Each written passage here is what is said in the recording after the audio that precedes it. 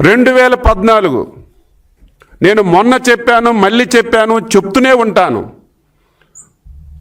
ఒక చారిత్రాత్మకమైనటువంటి ఎన్నికలు జరిగాయి. చాలామంది పాత్రికేయులు ఉన్నారు. ఆ రోజు హోరాహోరీ రామాంజన యుద్ధంలాగా ఎన్నికలు జరిగాయి, కురుక్షేత్ర సంగ్రామంలాగా జరిగాయి. కానీ విచక్షణతో ఆలోచించారు ఆంధ్రప్రదేశ్ ప్రజలు. రాష్ట్రాన్ని విడదీశారు, రాజధాని కూడా లేదు. ఇటువంటి సమయంలో చంద్రబాబు నాయుడు లాంటి సమర్థమైనటువంటి వ్యక్తి ఉంటేనే మళ్ళీ మన రాష్ట్రం బాగుపడుతుంది, కోలుకుంటుందని చెప్పి అందరూ ఓట్లు వేసి అధికారాన్ని ఇచ్చిన విషయం కూడా ఈ సందర్భంగా గుర్తు చేస్తున్నాను. అధికారం వచ్చింది, ప్రభుత్వ బాధ్యతలు తీసుకుంది.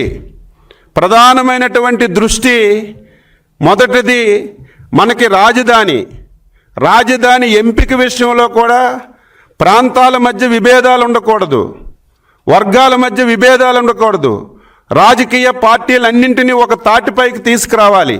అందరి ఆమోదయోగ్యంతోనే అమరావతి రాజధాని నిర్మాణం కావాలని చంద్రబాబు నాయుడు గారు ఆ రోజు శాసనసభలో చర్చకు తీసుకొచ్చిన విషయం కూడా ఈ సందర్భంగా గుర్తు చేస్తున్నాను. ఈరోజు చర్చ ఏదో అరగంటో గంటో నామమాత్రంగా జరపడం కాదు. నేను ఆ రోజు శాసనసభ్యుడిగా ఉన్నాను, రాష్ట్ర మంత్రివర్గంలో ఒక సభ్యుడిగా ఉన్నాను. కేవలం రాజధాని నిర్ణయం, రాజధానితో పాటుగా ఆ రోజు ఉన్నటువంటి 13 జిల్లాలు సమగ్రమైనటువంటి అభివృద్ధి ఏ విధంగా చేయాలి, ఏ జిల్లాకి ఎటువంటి వనరులు ఉన్నాయి, ఆ వనరులు ఏ విధంగా మనం ఉపయోగించుకోవాలని చెప్పి 13 గంటల సేపు ముఖ్యమంత్రి గారు హౌస్లో నుంచి ఒక్క నిమిషం కదలకుండా అన్ని రాజకీయ పార్టీలు, అన్ని ప్రాంతాల ఎమ్మెల్యేలతో డిస్కస్ చేసి మనం అందరం కలిసికట్టుగా అమరావతిని రాజధానిగా నిర్ణయించిన విషయాన్ని ప్రజలందరూ గుర్తుపెట్టుకోవాలి. ఈరోజు ఎవరైతే వ్యతిరేకిస్తున్నారో, ఈరోజు ఎవరైతే ఈ రాష్ట్రం మీద కక్ష కట్టాడో ఆ పెద్ద మనిషి కూడా నిండు శాసనసభలో అమరావతి రాజధాని మాకు వ్యతిరేకం కాదు, మేము కూడా సంపూర్ణంగా సహకరిస్తాం, మీ నిర్ణయం మంచి నిర్ణయం అని నిండు శాసనసభలో ఒప్పుకున్న విషయం కూడా ఒక్కసారి ప్రజలందరూ గుర్తుకు తెచ్చుకోమని చెప్పి కోరుతున్నాను. దీంతో పాటుగా 5 సంవత్సరాలు మాట్లాడలేదు. మేము అధికారం ఉన్నప్పుడు ఒక్కరోజు కూడా అమరావతిని వ్యతిరేకం చేయలేదు. ఇంకొక మాట ఎక్స్ట్రా చెప్పి ఎన్నికల్లో చంద్రబాబు నాయుడు గారు అయితే ఇక్కడ సొంతగా ఇల్లు కట్టుకోలేదు, నేను ఇక్కడే ఇల్లు కట్టుకుంటున్నాను, అమరావతిని రాజధానిని జీవితంలో ఎప్పుడు మారదు అని చెప్పినటువంటి వ్యక్తి జగన్మోహన్ రెడ్డి అని చెప్పి ఈ సందర్భంగా తెలియజేస్తున్నాను. నేను మళ్ళీ చెప్తున్నాను, వ్యక్తిగతంగా 2019లో ప్రభుత్వం రిపీట్ అయితే ఈ సమస్యలు మనకు వచ్చేవి కాదు, ఈ బాధలు మనకి వచ్చేవి కాదు. అలాగని చెప్పి 5 సంవత్సరాలు ఈ దేశంలో ఏ రాష్ట్రంలో జరగని విధంగా అభివృద్ధిని చేశాం, సంక్షేమాన్ని చేశాం. 54,000 కోట్ల రూపాయలు ఒక్క ఇరిగేషన్కే 5 సంవత్సరాల్లో ఖర్చు పెట్టి 3 ప్రాంతాల్లో ఇరిగేషన్ ప్రాజెక్టుల్ని శరవేగంతో ముందుకు తీసుకెళ్ళాం.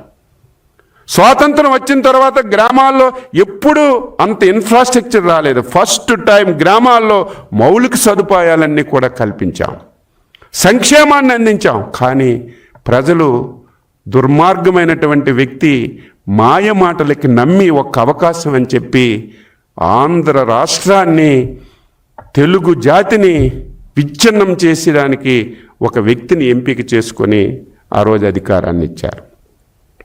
డెమోక్రసీ ఎవరమైనా వెల్కమ్ చేయాలి, ప్రజలు నిర్ణయాన్ని గౌరవించాలి. అధికారానికి వచ్చి ముఖ్యమంత్రిగా బాధ్యతలు తీసుకున్నాడు. తీసుకున్న తర్వాత ఆయన ఏ విధంగా ప్రవర్తించాడో ఒక్కసారి ప్రజలందరూ కూడా ఆలోచన చేయాలి. ఎవరూ అడగలేదు, ఏ ప్రాంతం వాళ్ళు కోరుకోలేదు. అమరావతిని శరవేగంతో చంద్రబాబు నాయుడు గారు ముందుకు తీసుకెళ్లారు. కనీసం నువ్వు కొత్త పనులు లేకపోయినా ఉన్న పనులు పూర్తి చేస్తే మనకు ఒక రాజధాని వచ్చేది. దాని మీద కక్ష కట్టాడు. కక్ష అంటే మామూలు కక్ష కాదు. ఎందుకంత కక్ష? కక్ష కట్టి దాని మీద ఏ విధంగా విషం చిమ్మారో నేను రోజు చెప్పవలసిన అవసరం లేదు. మీరందరూ సజీవ సాక్షులు. శ్మశానం అన్నారు, ఎడారన్నారు, ఒక జాతి గురించి, ఒక కులం గురించి కడుతున్నారని ఇష్టం వచ్చినట్టుగా మాట్లాడారు. అవినీతి జరిగిందని మాట్లాడారు. కానీ ఒక్కటంటే ఒకటి నిరూపించలేక చతికిలు పడిపోయిన విషయం కూడా అందరికీ గుర్తు చేస్తున్నాను. చివరికి నేను మళ్ళీ చెప్తున్నాను, ఆ రోజు రాజశేఖర్ రెడ్డి నుంచి ఈరోజు జగన్మోహన్ రెడ్డి వరకు వారి కుటుంబ జీవితమే అంతే. ఆంధ్రప్రదేశ్లో 5 కోట్ల మంది ప్రజలు ఎప్పుడూ సంతోషంగా ఉండడం వాళ్ళకి ఇష్టం ఉండదు. ఎప్పుడూ ప్రశాంతంగా జీవించడం వాళ్ళకి ఇష్టం ఉండదు. వారి జీవితమే కులాల మధ్య, ప్రాంతాల మధ్య తగు పెట్టడం. 3 ప్రాంతాల మధ్య తగు పెట్టారు. కులాలను రెచ్చగొట్టారు. 3 రాజధానులని చెప్పాడు. ఉన్న రాజధానిని, అందరూ కోరుకున్న రాజధాని, నువ్వు అంగీకరించిన రాజధాని, రాష్ట్రానికి సెంటర్ ప్లేస్లో ఉన్నటువంటి రాజధాని, దీని మీద చంద్రబాబు నాయుడు మొత్తం డబ్బంతా అమరావతిలోనే పెట్టేస్తున్నాడు. రాష్ట్రంలో ఏ జిల్లాలు కూడా అభివృద్ధి జరగవని తప్పుడు ప్రచారాన్ని చేశాడు. కనీసం మీ జ్ఞానం ఉండాలి కదా. అమరావతి అనేది సెల్ఫ్ ఫైనాన్స్ ప్రాజెక్ట్. అది